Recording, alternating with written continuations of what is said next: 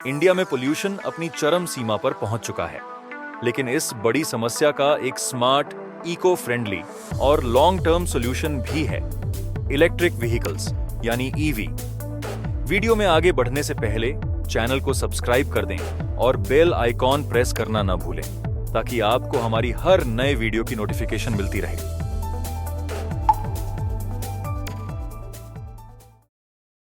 अब बात करते हैं असली मुद्दे की।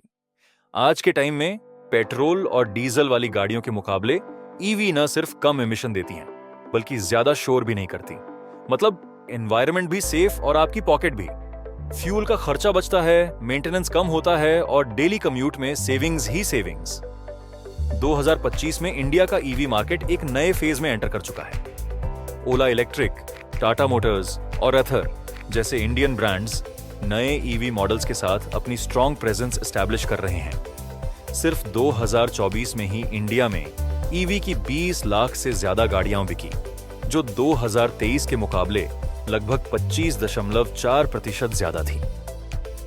इस ग्रोथ का सबसे बड़ा हिस्सा था इलेक्ट्रिक टू व्हीलर्स। 12,01,000 से ज्यादा ई स्कूटर्स बेचे गए, जो टोटल ईवी सेल्स का अराउंड 60% है। अर्बन और सेमी अर्बन एरियाज में तो इलेक्ट्रिक रिक्शॉज ने लोगों का ट्रैवल का तरीका ही बदल दिया है। चाहे पैसेंजर हो या कार्गो, इलेक्ट्रिक 3 व्हीलर्स की डिमांड तेजी से बढ़ रही है।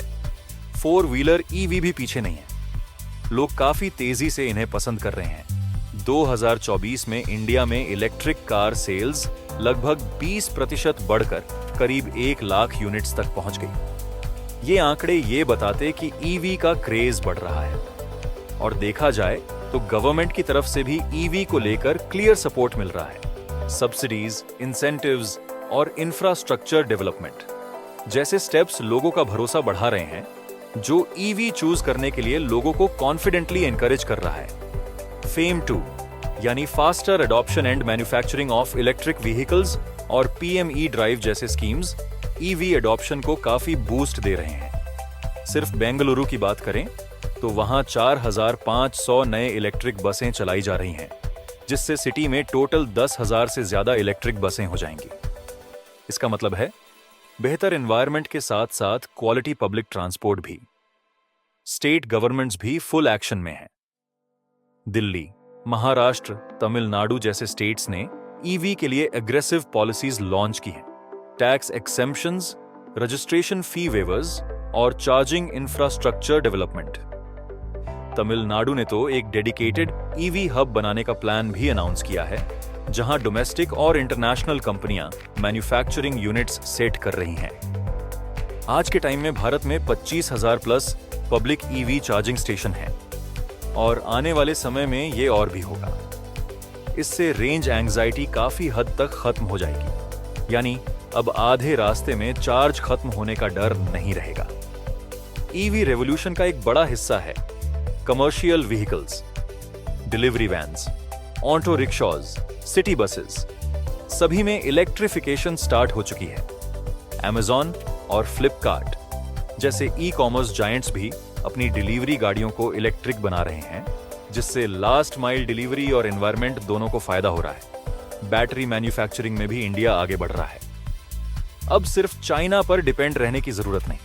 रिलायंस, ओला और हमारा राजा जैसे जायंट्स इंडिया में ही advanced battery cell production setup कर रहे हैं। ये आत्मनिर्भर भारत के विजन का एक स्ट्रॉन्ग फाउंडेशन बन रहा है।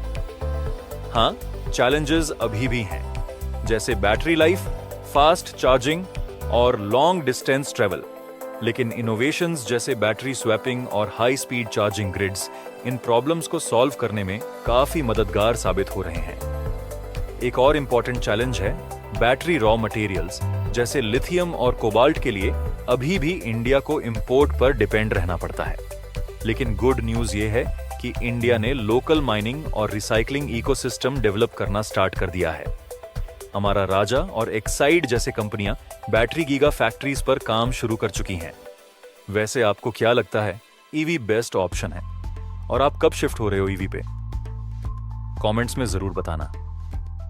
क्योंकि देखो, मार्केट में हर बजट के लिए ऑप्शन अवेलेबल है, सरकारी सब्सिडीज मिल रही हैं और फ्यूल बचत तो बोनस है ही। इसलिए तैयार हो जाइए क्योंकि फ्यूचर ट्रूली इलेक्ट्रिक है। अगर वीडियो अच्छी लगी तो लाइक, शेयर, कमेंट और सब्सक्राइब कर देना।